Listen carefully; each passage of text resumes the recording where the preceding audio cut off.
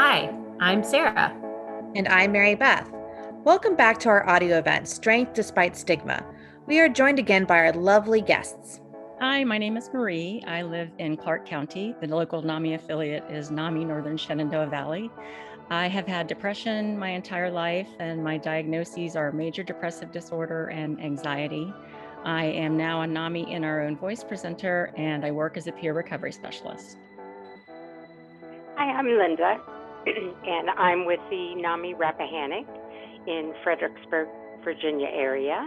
And I've been involved with NAMI for about 15 years, taking many classes or teaching classes. And my lived experience is having a child that has a mental health condition, and we have been on a long and windy road together.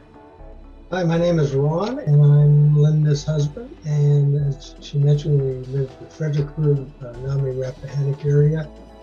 So my perspective is coming from a family of someone with mental illness, particularly the male view, the father view. Hello, my name is Elena. I am in Chesapeake, Virginia. I'm a part of the Coastal Affiliate. I was diagnosed at the age of 11, 12 with depression and anxiety, and my other diagnoses include PTSD and borderline personality disorder. And I'm happy to say that I am a NAMI interim voice presenter as well as a co-facilitator for the People of Color Recovery Support Group. Hello, my name is Andalisa, and I am from Richmond, Virginia.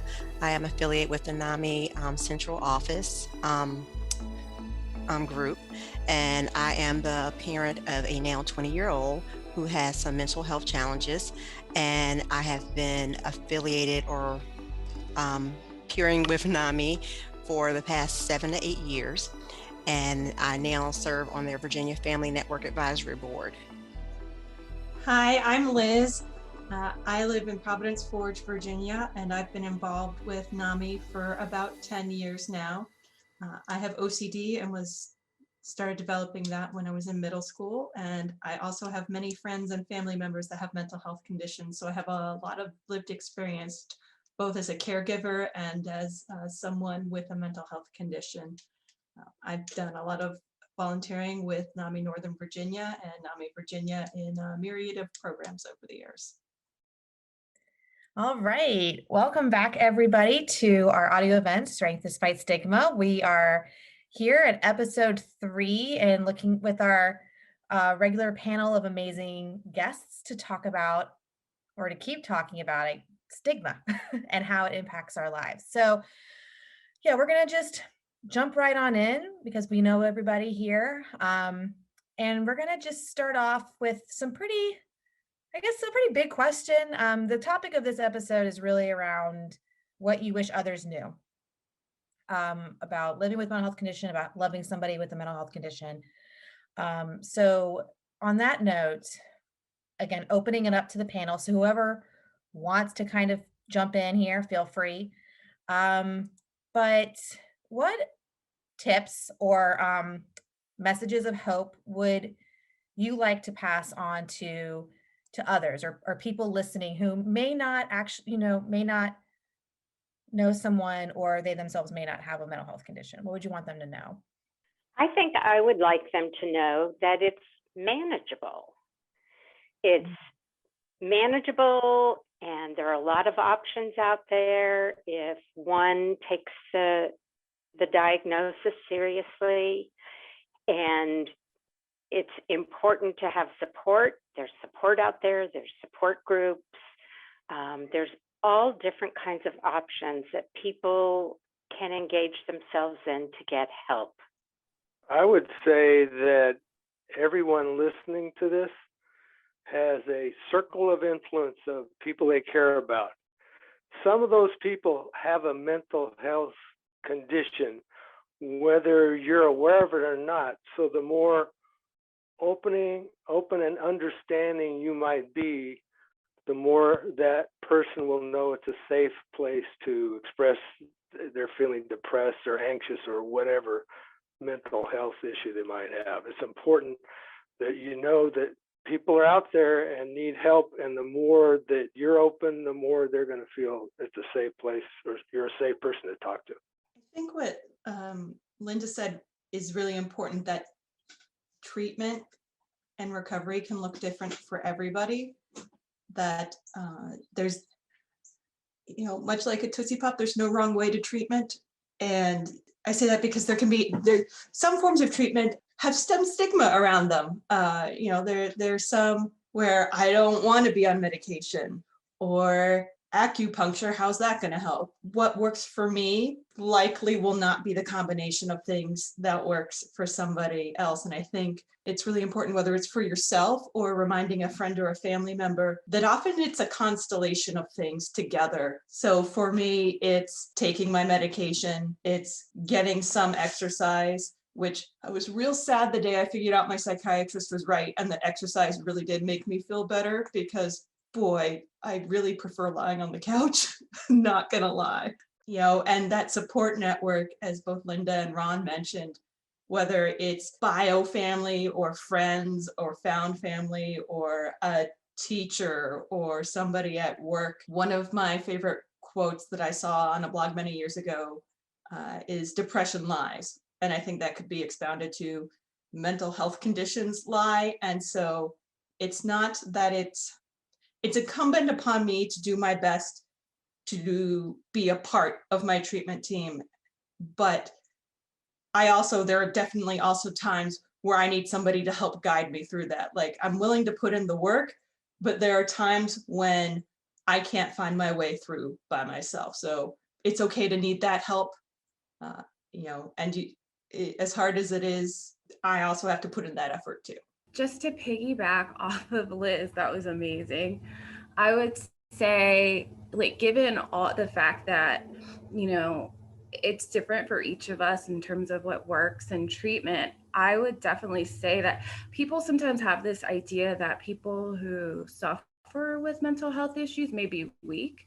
However, I always say to myself and to others, this is not for the faint of heart. It takes an extremely strong and resilient person to keep moving forward, even if, let's say, and I can speak for myself, I've had to find different therapists. I've probably had dozens of therapists, and it gets frustrating after a while, and I get impatient. And so it takes that extra tenacity to keep moving and being like, I'm not going to give up. I'm going to keep going until I find what works. I think the most fundamental message of hope that I would want to give someone who maybe just was diagnosed with a mental health condition is, you are not alone. There is help, and you can get better. And I'd just like to add that having a mental health issue is no different than someone who's having a physical issue that you can see. It's just that with this one, you can't see. And I see that people have more empathy and support for people who have physical disabilities that they can see, as opposed to those who have mental health issues where they cannot see. And I just want people to know to extend that same level of empathy and support to those who have mental health issues as you would someone who had a physical disability. That's exactly the other thing that I was going to say, Annalisa, is that, the brain is an organ like the heart or the liver or anything else, and it can get a sickness like any other part of the body. It doesn't mean there's anything wrong with you. It just has a chronic condition.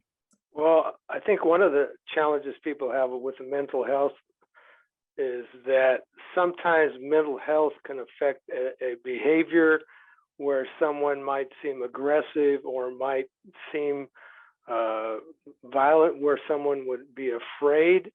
And sometimes instead of reacting to that, if just being kind of still and responding to it and trying to understand can be more beneficial than just reacting. And I think particularly for me, the news media and television in particular, one of the problems I have is whenever there would be, for example, a gun shooting, it would be like, this is somebody with a mental health condition. Many times that somebody has an anger issue. And more likely somebody with a mental health condition is going to be somebody that's going to be harmed or harm themselves. So there's a misconception, especially in the news media, where they're not educating themselves enough on mental health, and they're conveying the wrong messages to people. Absolutely. Knowledge is power. And, the misconceptions that can be seen in the media can really paint a different type of picture. And I did want to go back to what Annalisa said about the physical illness is treated differently. This always comes up in the NAMI world. I think we've all heard this, but that mental illness is a no casserole illness.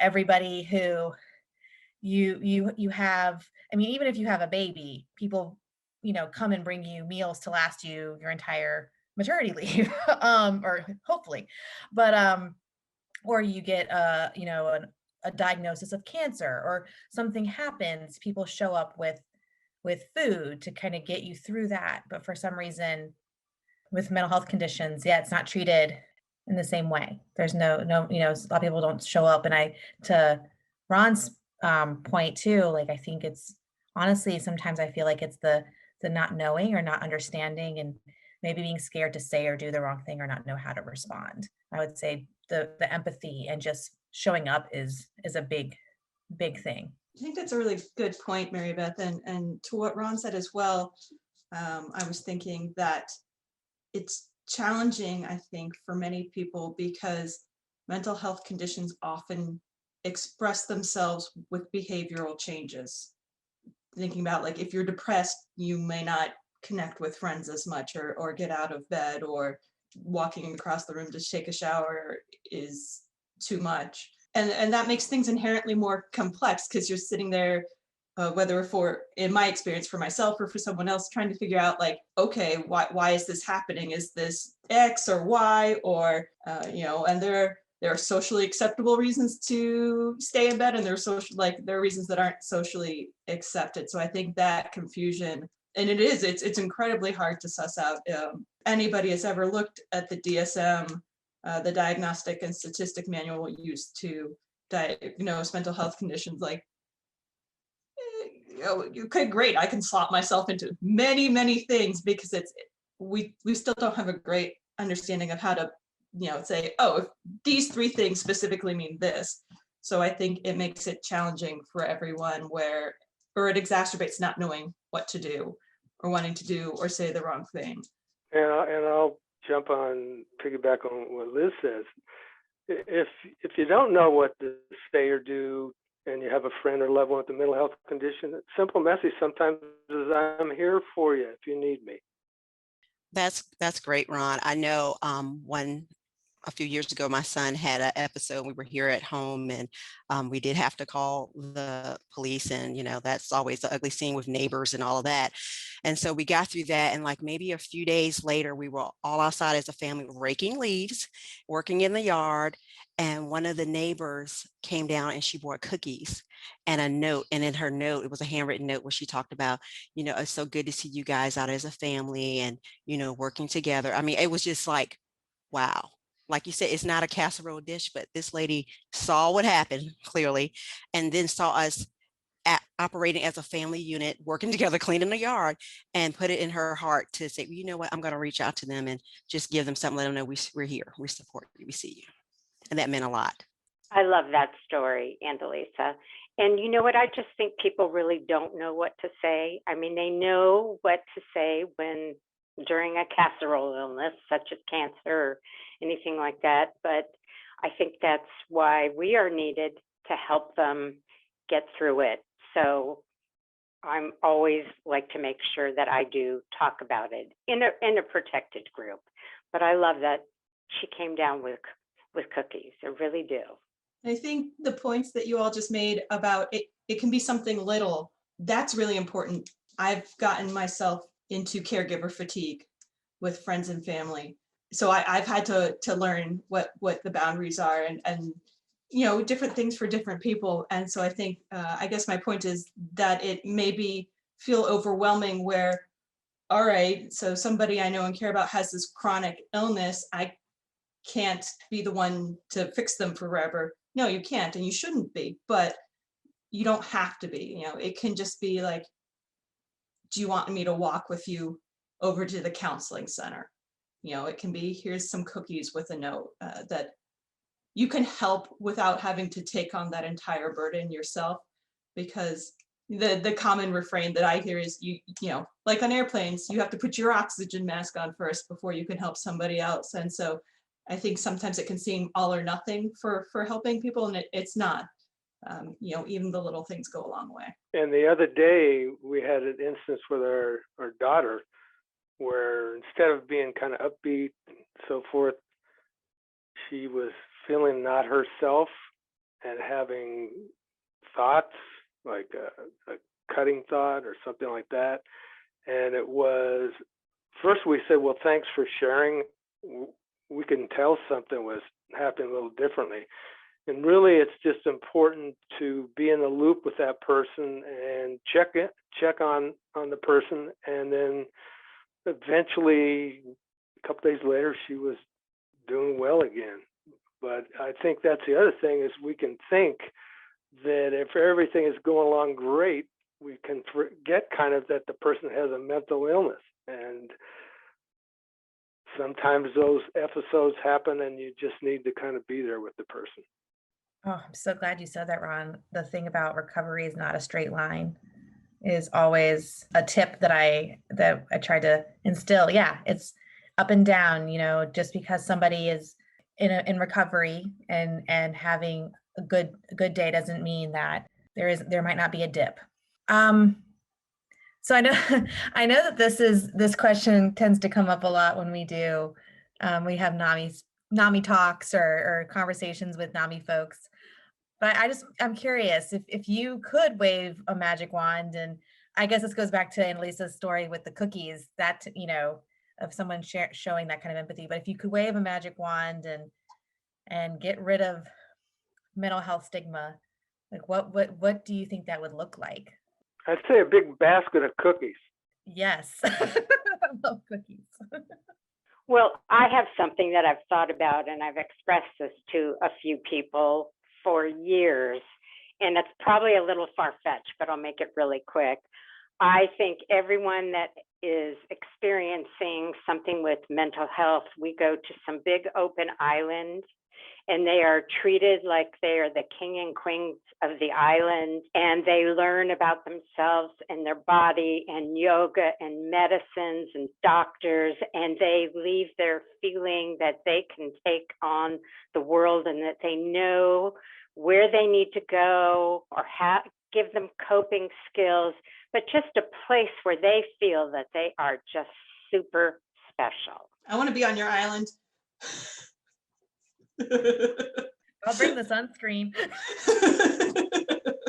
I think for me, it's definitely less glamorous than the island. So I vote for island first, but barring island, I think if magic wand is a couple things. It's one, more accurate and respectful coverage in the media and entertainment, and two, it's having a more robust mental health system so that like our ERs and our prisons aren't de facto mental health treatment centers, you know, that we're getting help early rather than trying to fix, you know, it's a bit like knowing that the volcano is going to erupt and taking things to, you know, get people to safety instead of being like, well, there's lava on your front door, not much we can do now.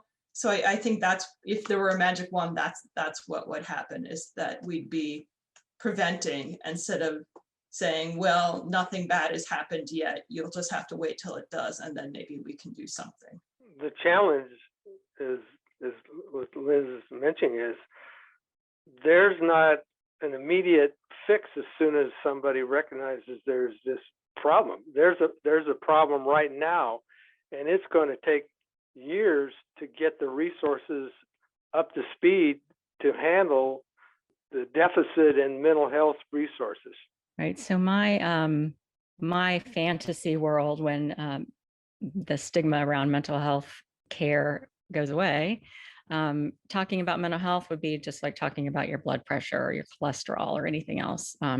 So mental health illness or care becomes normalized. More people feel comfortable talking about it and therefore seeking care, and the world becomes a healthier, kinder place. That's my wish. I love that, Marie, because I think back with possibly some family members who may have had some mental health issues who were kind of hiding that away from other family members. Is like, it's not a secret. People need to know because sometimes this stuff is, hereditary. There's a lot of factors and things like that. But if that dialogue was there to be open about things, that would be so much better. And I mean, that's amazing. I would say that, and I guess this is a whole other thing, like the education system, but I never remember growing up and being in school and learning about like healthy boundaries or how to have, good relationships with others and yourself, and how to feel good about yourself regardless of XYZ.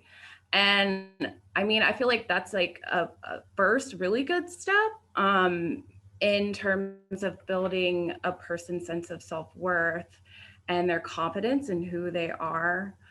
Um, and of course, like Marie and Andalicia said, it's like treating mental health as a physical, like we treat, physical illness. And really just in terms of empathy, like we all have mental health, just like we all have physical health. We all have, spiritual side, and we're all on a spectrum. And, some of us are a little bit further along than others, including myself. But, just having that mindset that, we're all in this and we all, deal with this. I love all of your magic wand moments. Those are really sweet and makes me feel hopeful. And I do want to ask, I know we mentioned the magic wand, but have you noticed any changes with how people in your life have been responding, I guess would be to mental health conversations, or people that you've seen in the community, be it good or bad, over the last couple of years or even longer? Well, I think we've found, the more open and confident we are about talking about mental health, that makes a huge difference versus kind of being hesitant to talk about it. We're pretty open about it, just matter of factly, and that helps, I think, quite a bit. I've Definitely. seen a big change in the last 15 years because I felt like 15 years ago I didn't know that much about it, but then I kind of educated my family and other members and friends along with myself. And now I'm seeing more and more advertisements, social media, things that are really popping up, whether it's on medication or even just using the term bipolar disorder. I think it's changing. Are we there yet? No, but it's changing. So I'm really, really hopeful.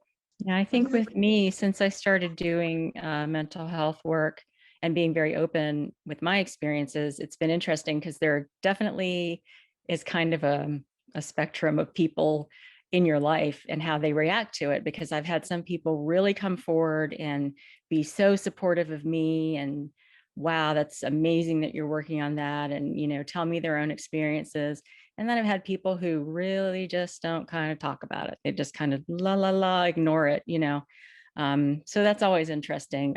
But I do think on a larger scale, sort of societally, I agree with what Linda said, in that there's so much more content now in the media about mental health. There are television shows with plots about people who have mental illnesses or people who are suicidal. There are blogs, there are celebrity interviews. A lot of celebrities come out and talk about their mental health conditions, which,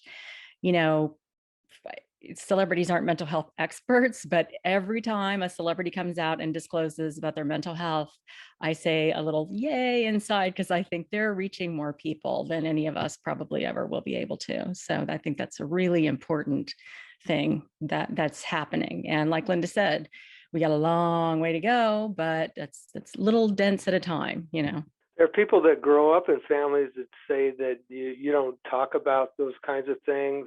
You handle it yourself.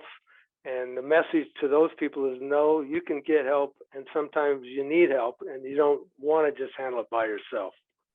I think one of the bigger changes that I've seen in the last, I don't know how many years, is one that is more discussion and talking about and teaching about mental health condition in schools. 20 years ago when I was in high school, within 2 or 3 years, like I think I counted at 1.7 close friends that had serious suicidal ideation.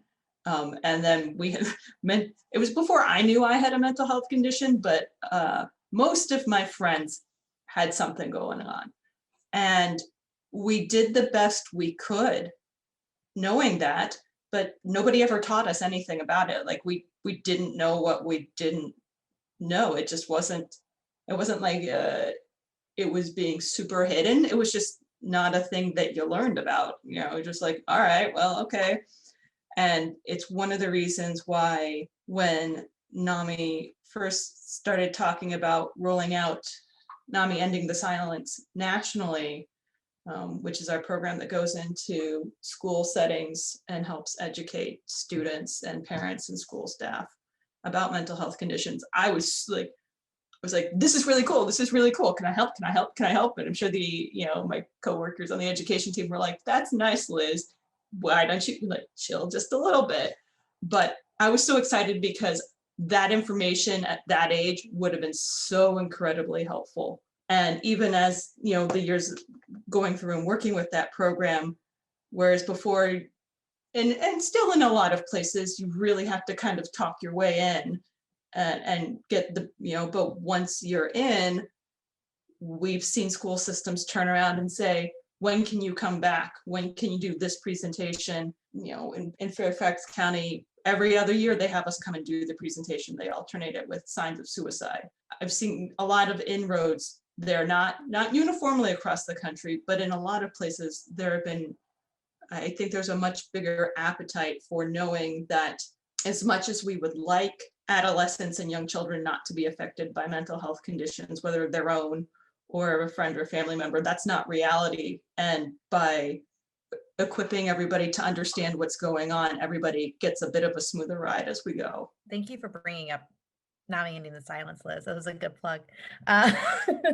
It's a great program, but I would agree. I think that's one of the big things I've noticed, as well as the move to have these conversations earlier and earlier with children and youth, and talk about like preventative measures and coping skills and things like that to kind of get that conversation started. So NAMI Ending the Silence is a wonderful way to do that. Shameless plug. On that note, I think that all wonderful things that we've been seeing. And I just want to thank you guys again for sharing your experiences and your thoughts on this topic. And I hope that everyone listening will join us for the next episode when we talk a little bit more about this. I think we've hit on it a little bit, but kind of like how to be a good ally, and what can you do, you listeners at home. So join us next time, and thank you. NAMI Virginia is a nonprofit organization that offers free support, education, and advocacy for families and individuals impacted by mental illness. This audio event was made possible due to the generous support of our funders and individual donors like you. If you're interested in supporting our work, please visit our website at www.namivirginia.org/donate.